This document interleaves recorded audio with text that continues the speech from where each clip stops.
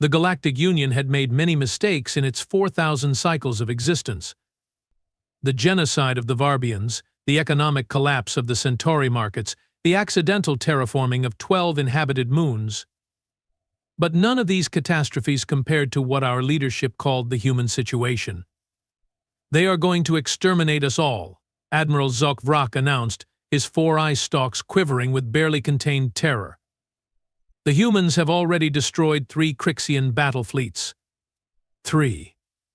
Do you understand what that means? I watched from my junior analyst position as the assembled military leaders of 17 species shifted uncomfortably in their seats. The emergency council chamber aboard the Union's capital ship smelled of fear, pheromones, and desperation. "Perhaps if we apologized?" suggested General Peel, her translucent skin flushing a deep purple of embarrassment. Admiral Zok-Vrak slammed all 6 appendages onto the floating holodable. "Apologize?" The Crixians wiped out a human colony world, 80 million dead, and then they bragged about it across all communication channels. I winced. The Crixians had always been problematic within the Union, aggressive, territorial, and perpetually seeking to prove their dominance. But attacking an emerging spacefaring species without provocation, that violated the most sacred laws of the Galactic Union. "The humans sent one message after the attack," continued the Admiral, activating the central display. "Just 7 words. The holographic text appeared, translated into Union Standard. 'Now we stop being civilized.'" "Surely they are bluffing," said Commander Yulon, his thick exoskeleton clicking nervously. "They are barely interstellar. The Crixians have 1,000 warships," corrected Intelligence Director Nael, speaking for the first time. Her voice carried the distinctive harmonic undertones of her aquatic species. "The humans have destroyed 274 Crixian vessels in the past 14 days. They have captured 91 more. The Crixian homeworld is under blockade." Stunned silence filled the chamber. "That's impossible," someone whispered. "How could primitives accomplish this?" demanded another voice. Director Nael gestured to me. "Junior Analyst Tix Pole, present your findings." My hearts raced as I stood. This was my first major assignment since joining Intelligence Division, and I'd spent every waking moment analyzing human military capabilities since the crisis began. "Honorable leaders," I began, trying to keep my voice steady. "The humans have been preparing for this scenario since they discovered our existence. While we monitored their civilization as potential future members, they were studying us for weaknesses. I activated my data slate, projecting images of human warships. These vessels did not exist 3 planetary rotations ago. The humans converted their industrial capacity to military production with unprecedented speed. According to our analysis, they have activated weapons technologies they developed but never deployed. But how are they defeating Crixian fleets? The technological gap should be insurmountable, asked Science Counselor Wex. The humans don't fight like us, I explained. They don't follow Union military doctrine. They use unpredictable tactics, sacrificial maneuvers, and psychological warfare, and they are absolutely ruthless. I displayed footage captured from a disabled Crixian warship. The recording showed armored human soldiers moving through corridors, methodically eliminating all resistance. They moved with terrifying precision, their expressions hidden behind reflective visors. Most disturbingly, I continued, the humans appear to be improving their tactics with each engagement. They are adapting faster than any species we have encountered. Admiral Zok-Vrak nodded grimly. Which brings us to the purpose of this emergency session. The humans have demanded the unconditional surrender of the entire Crixian dominion and the delivery of all military and political leaders responsible for authorizing the colony attack. And if these demands aren't met? Asked Commander Ulan. The humans have stated they will continue their campaign until, and I quote, nothing remains of Crixian civilization but an educational warning in history texts. The chamber erupted in alarmed chatter. Silence. Ordered High Counselor Vram, speaking for the first time. The ancient Pelotorian commanded immediate respect. What are our options? Can we negotiate with these humans? Director Nail shook her head. Our attempts at communication have been rejected. The humans state they will only speak with Union representatives after the Crixian leadership has been surrendered. And should we comply with their demands? Asked the High Counselor. The alternative appears worse, I said, forgetting protocol in my nervous state. All eyes turned to me, and I immediately regretted speaking. Explain, junior analyst, the High Counselor prompted, surprisingly patient. The humans have a historical pattern, I explained, grateful for the permission to continue. When provoked to war, they escalate until victory is achieved. They don't recognize limited conflict. And they have demonstrated capabilities far beyond what we anticipated. The Crixians violated our most sacred principles, Director Nail added. By treaty, we are obligated to hold them accountable. High Counselor Vrom's expression darkened. Then we have no choice. We must deliver the Crixian leadership to the humans and pray they accept this as sufficient justice. There's something else you should know, I interjected, earning a sharp look from Director Nail. But this was too important to withhold. The humans aren't just fighting the Crixians. They are studying them. Every captured ship is being systematically disassembled. Every prisoner is being interrogated for technical information. They are stealing our technology, Admiral Zolk Vrak realized with horror. Worse, I said. They are improving it. The emergency session continued for hours, but the outcome was inevitable. The Union would not defend the Crixians. We would deliver their leadership to human justice and hope this would satisfy their demand for retribution. I returned to my quarters that night filled with dread. The data I'd analyzed painted a terrifying picture of humanity, adaptable, inventive, and now provoked to righteous fury. The Crixians had awakened something that perhaps none of us truly understood. 3 cycles later, I found myself aboard the diplomatic vessel Harmonious Discourse, part of the delegation sent to witness the surrender of the Crixian leadership. The massive human warship Retribution loomed before us, a brutal amalgamation of human and stolen Crixian technology. Its angular form bristled with weapons, the hull scarred from battle but unmistakably powerful.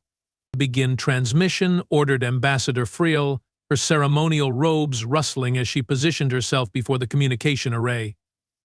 The view screen activated, revealing a stern-faced human female. Her dark hair was pulled back severely, and her uniform lacked the excessive ornamentation common to Union military attire. This is Admiral Yasmin Lakshmi of the Earth Defense Fleet. We accept your delegation. Her voice carried no warmth, no diplomatic pleasantries, just cold efficiency. We bring the architects of the atrocity. As requested, Ambassador Friel replied, carefully maintaining diplomatic protocol despite the humans' brusqueness. Transfer them immediately. Our patience is limited. The Crixian prisoners were transported to the human vessel without ceremony. 23 officials who had planned, authorized, and celebrated the colony attack. They moved with the shuffling gait of the defeated, their once proud crests now drooping with fear. What will happen to them? I asked Director Nail, who stood beside me. Justice, she replied simply. Human justice. Hours later, we received permission to board the Retribution for a formal dialogue. As our shuttle approached the docking bay, I marveled at the vessel's construction. It wasn't beautiful like Union ships. It was functional, intimidating, a machine built for one purpose. The reception party consisted of heavily armed soldiers and 1 civilian, a medium-height human male with graying hair and watchful eyes. I'm Dr. Thomas Nakamura, diplomatic liaison, he introduced himself. Admiral Lakshmi is waiting. As we followed him through the ship's corridors, I couldn't help noticing how the human crew watched us. Their expressions weren't hateful, exactly, just evaluating. Like predators assessing whether something constituted prey. We were led to a conference room where Admiral Lakshmi waited with several other officers. The walls displayed holographic images of planets, ship movements, and what appeared to be battle plans. Ambassador acknowledged Lakshmi with a curt nod. You have delivered those responsible. For that, Earth thanks you. The Galactic Union deeply regrets the actions of the Crixian Dominion. Ambassador Frill began her carefully prepared statement. Their attack violated our most sacred principles. Spare me, interrupted Lakshmi. Your principles didn't stop them, did they? Your union watched as an aggressive species targeted a civilian world. You did nothing until we forced your hand. Ambassador Frill faltered. Admiral, we hope this transfer of custody will satisfy the demands of justice and allow our civilizations to move forward in peace. Peace? For the first time, emotion cracked through Lakshmi's professional facade. Do you understand what they did? 80 million civilians, families, children. They broadcast their destruction as entertainment. Dr. Nakamura cleared his throat. What the Admiral means to express is that humanity requires assurances this will never happen again. Of course, Ambassador Frill nodded eagerly. The Union is already implementing new protocols to prevent. No, Lakshmi cut her off. You misunderstand.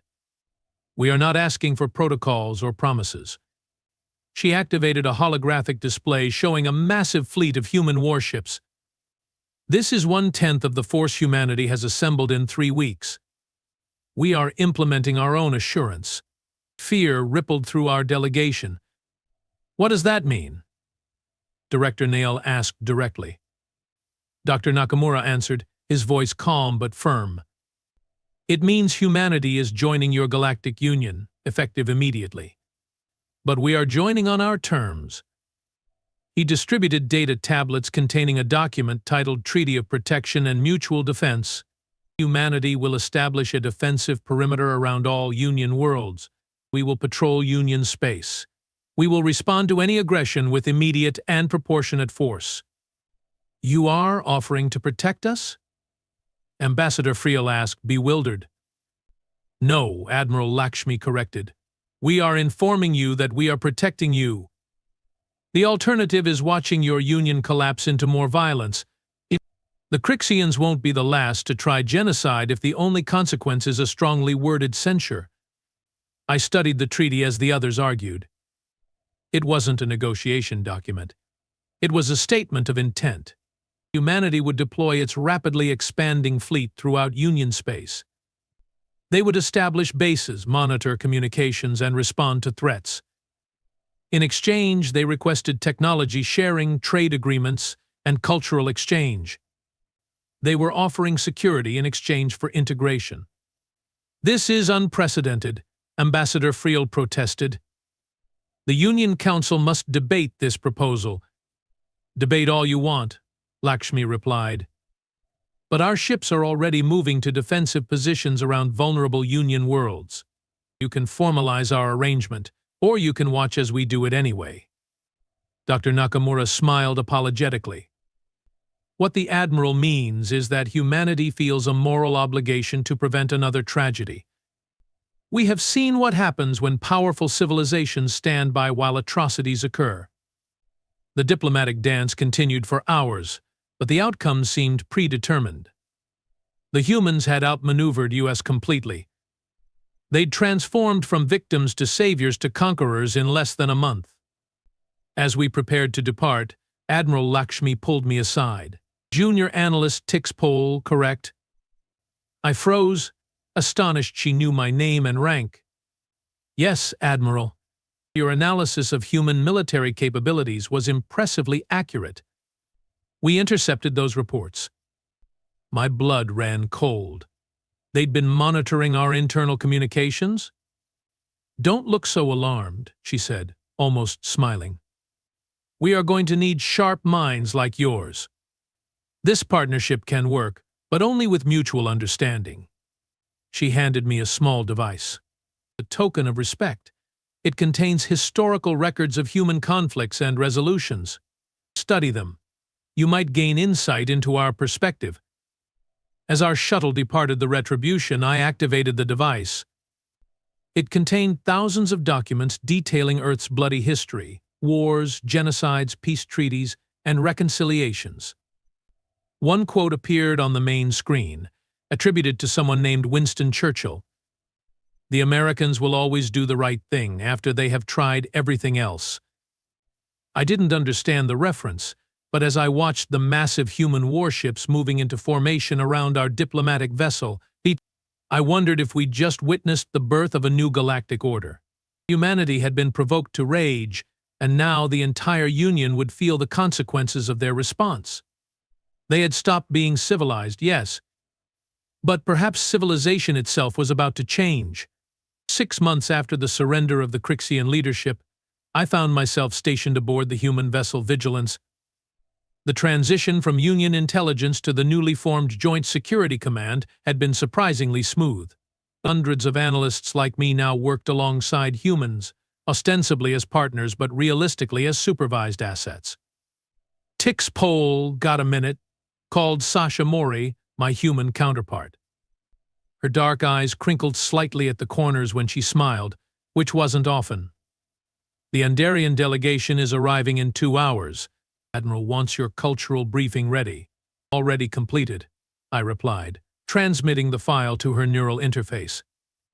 The humans had adapted our communication technology with alarming efficiency, though I should warn you, Andarians consider punctuality an insult. They will deliberately arrive late to show respect, Sasha snorted. Fascinating. I will never understand how your union managed interspecies diplomacy with such contradictory protocols. Poorly, I admitted. Hence our current situation. The ship's alert system pulsed, signaling an incoming transmission. The holographic display activated, showing the stern face of Fleet Commander Javier Reyes. His features always seemed carved from stone, with only his dark eyes revealing any emotion. Intelligence Division, report to Briefing Room 6 immediately. Priority Alpha. Sasha and I exchanged glances. Priority Alpha meant potential conflict. So much for the Andarian welcome party, she muttered as we hurried through the corridors. The briefing room was already crowded with human and alien analysts when we arrived. Commander Reyes stood at the front, his uniform pristine, his expression grim. We have detected unauthorized military mobilization in the Vega sector, he announced without preamble.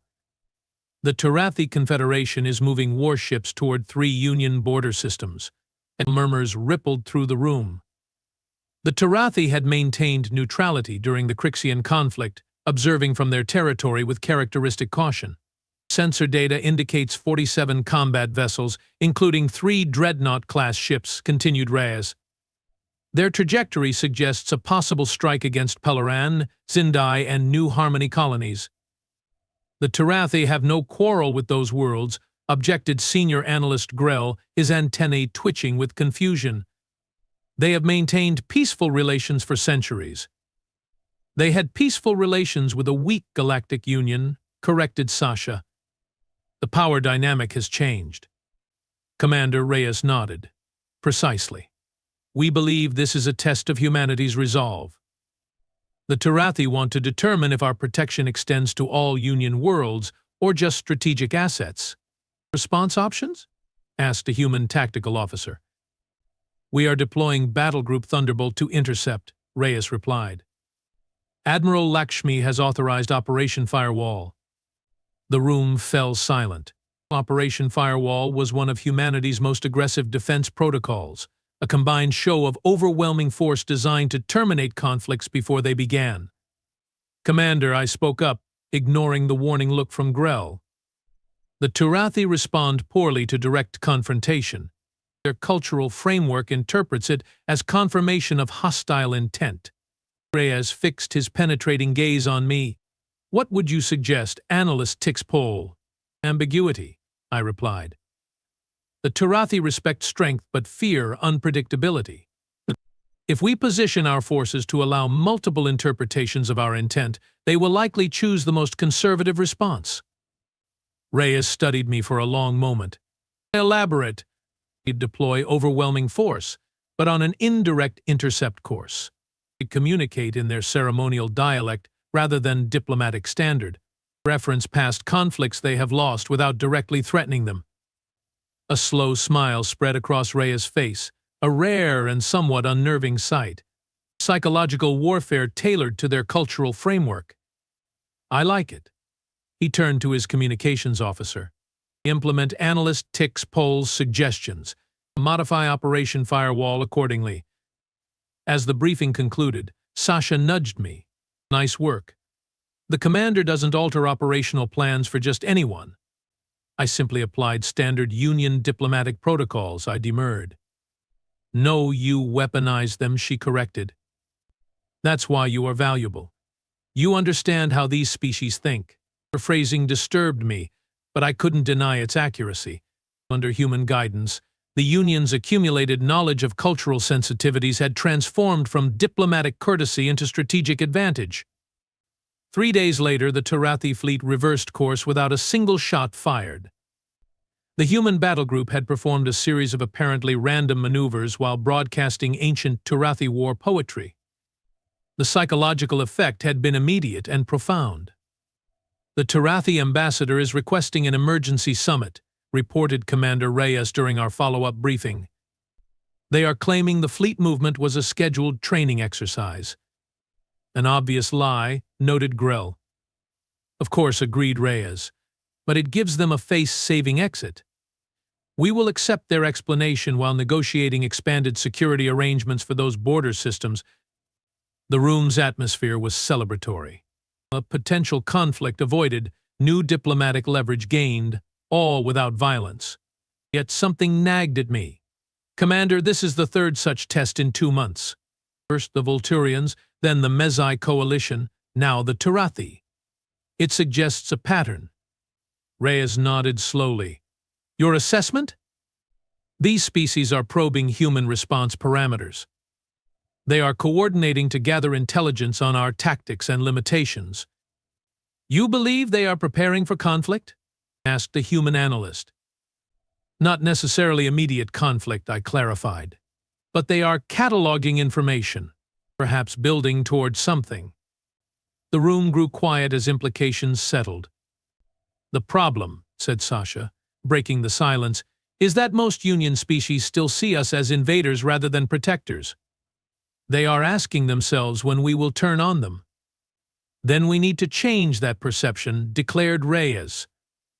He activated the central display, showing a galactic map with human fleet positions highlighted. Admiral Lakshmi has authorized a new initiative. We are calling it Project Guardian. The display zoomed into several contested regions where periodic skirmishes had persisted for centuries. We will establish permanent peacekeeping operations in these conflict zones, not just passive monitoring, active intervention. We will separate hostile forces, facilitate diplomatic resolutions, and enforce compliance. That's far beyond our treaty mandate, objected Grell. The Union Council never authorized such direct intervention. The Union Council hasn't managed to resolve these conflicts in 4,000 cycles, countered Reyes. We will succeed where they failed.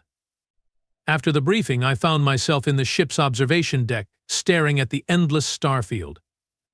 The Vigilance orbited the neutral space station Concordia, where the emergency summit with the Tarathi would take place. Credit for your thoughts?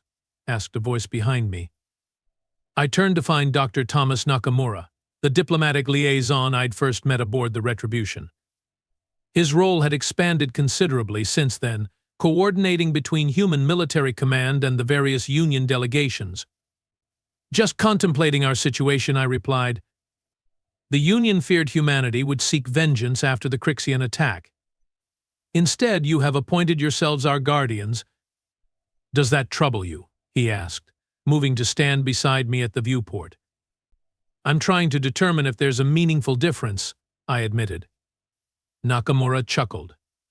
Fair question. I suppose it depends on whether you believe our intentions. And what are your intentions, Doctor? He considered this for a moment.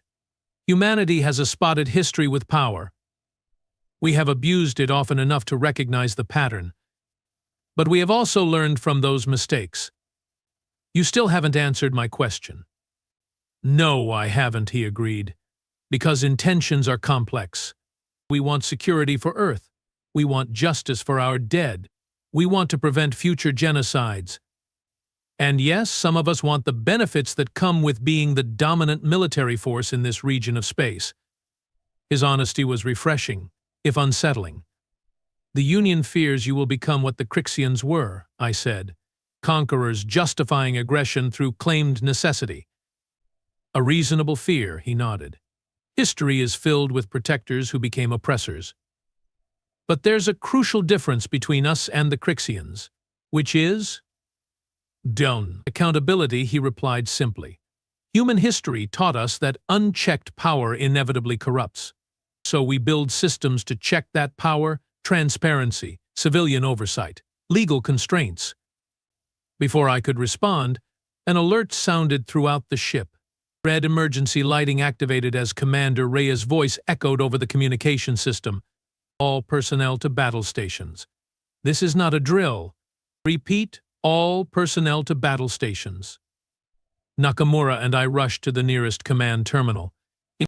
The display showed chaos. Concordia station was under attack from unmarked warships that had appeared without warning. The Turathi delegation, I gasped. They are still aboard the station. We made our way to the bridge amid the controlled chaos of a human warship preparing for combat. Crew members moved with practiced efficiency, their training evident in every precise movement. Commander Reyes stood at the tactical display, issuing rapid orders. He deployed defensive screen around Concordia. Target those unmarked vessels. Prepare boarding teams for station rescue operations. Commander, I called as we approached. What's happening? He glanced up briefly. Mercenary attack force. Professional grade.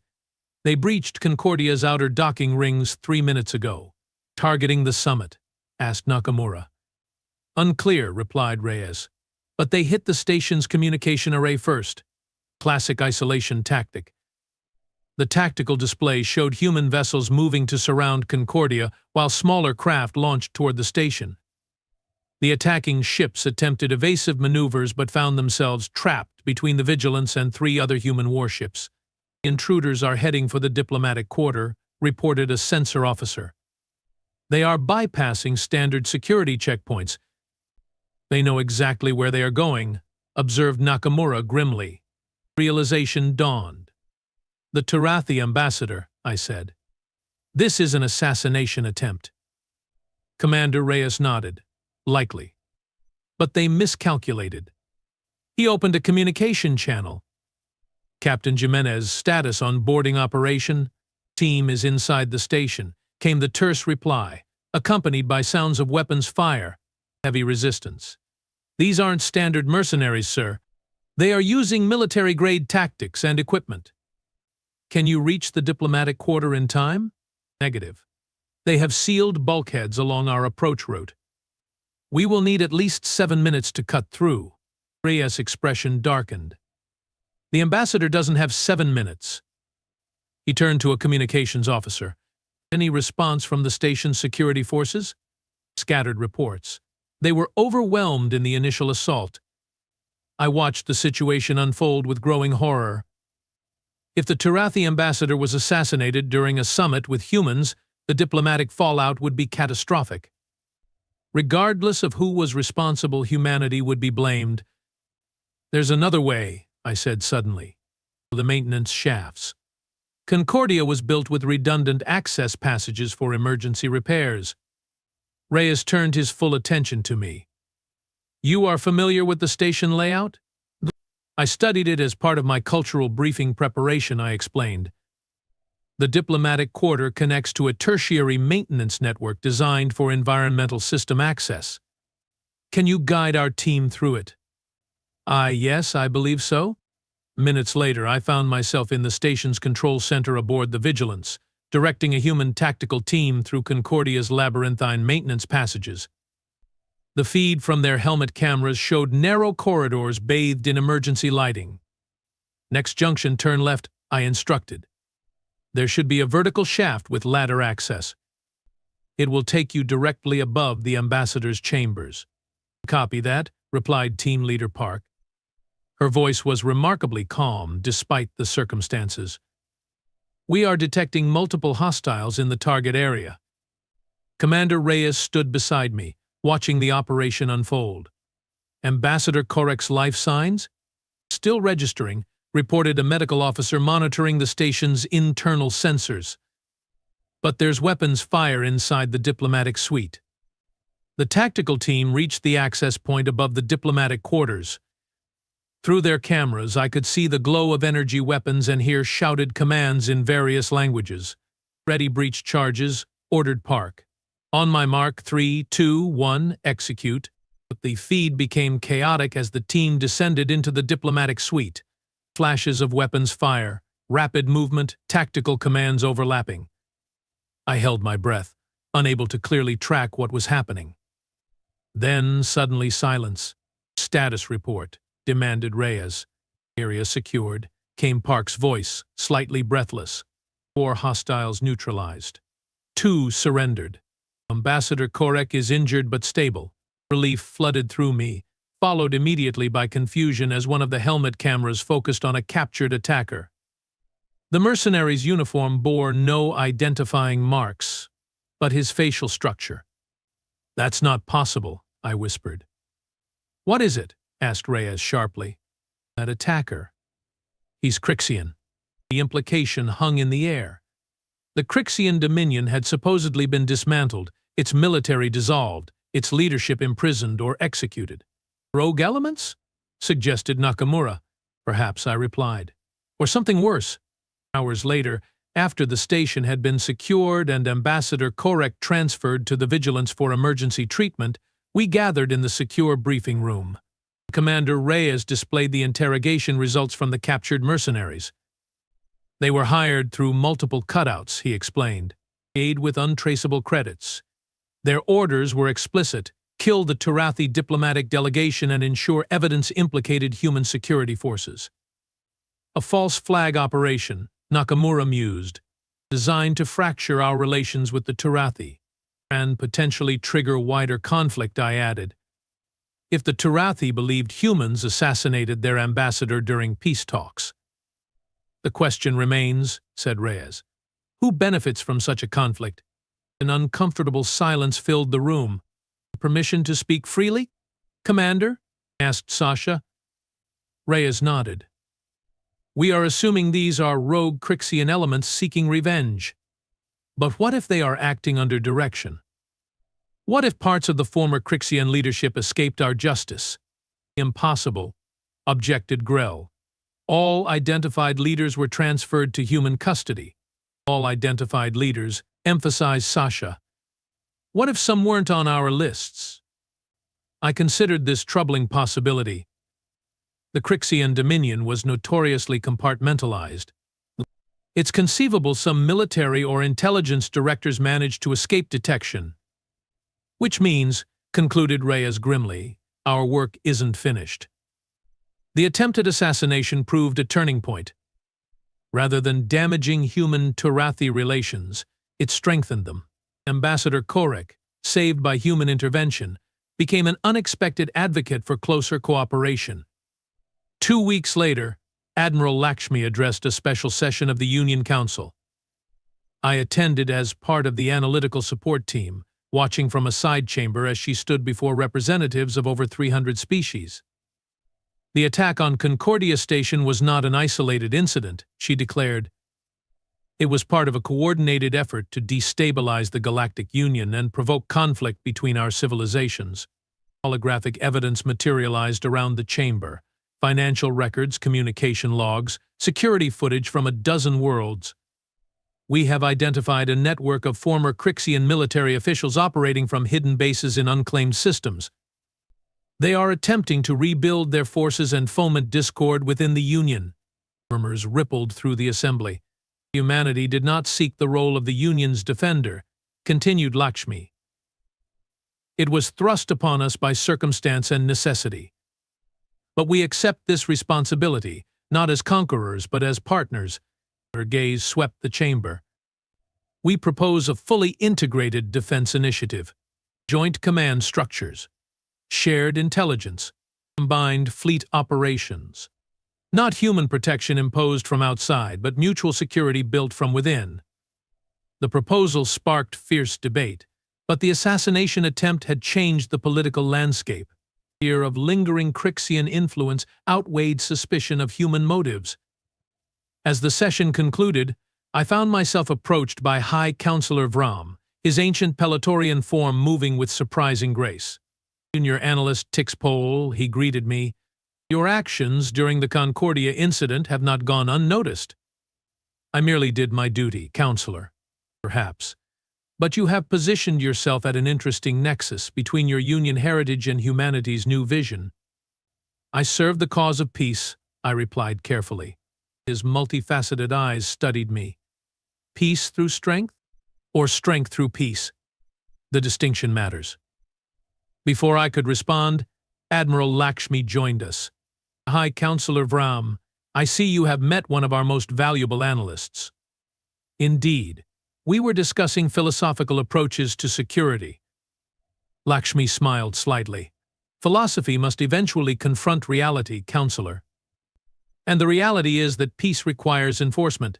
A human perspective, noted Vram. A historical one, countered Lakshmi.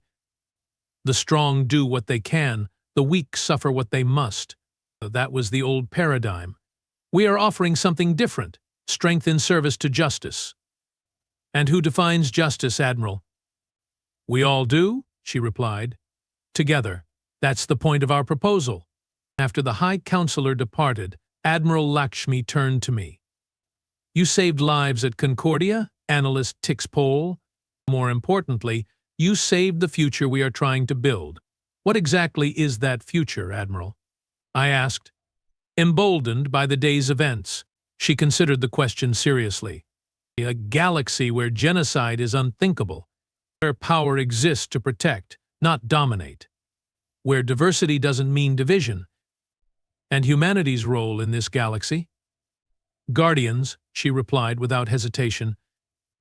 Not perfect ones, we are still human, still flawed. But determined ones. She gestured toward the council chamber, where species that had been strangers or enemies now engaged in animated discussion about mutual defense. When we said now we stop being civilized, many thought it meant abandoning restraint. It didn't. It meant abandoning the pretense that words alone create civilization. Real civilization requires enforcement, the willingness to stand against those who would destroy it. As we watched the historic negotiations continue, I reflected on the transformation of the past 6 months.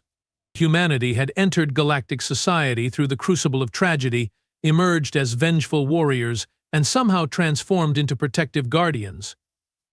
The galaxy trembled at their determination, yes? But perhaps that trembling was the birth of something new, a civilization built not on pleasant diplomatic fictions, but on the hard reality that peace must be defended. Whether humanity would remain guardians rather than becoming conquerors remained to be seen. But for now, watching them forge alliances and hunt down the remnants of those who had once threatened their existence, I found myself hoping they would keep their promise. The Crixians had miscalculated terribly when they attacked humanity. They thought they were punishing an emerging species. Instead, they had awakened the galaxy's most determined protectors, or perhaps its most benevolent conquerors. Only time would tell the difference.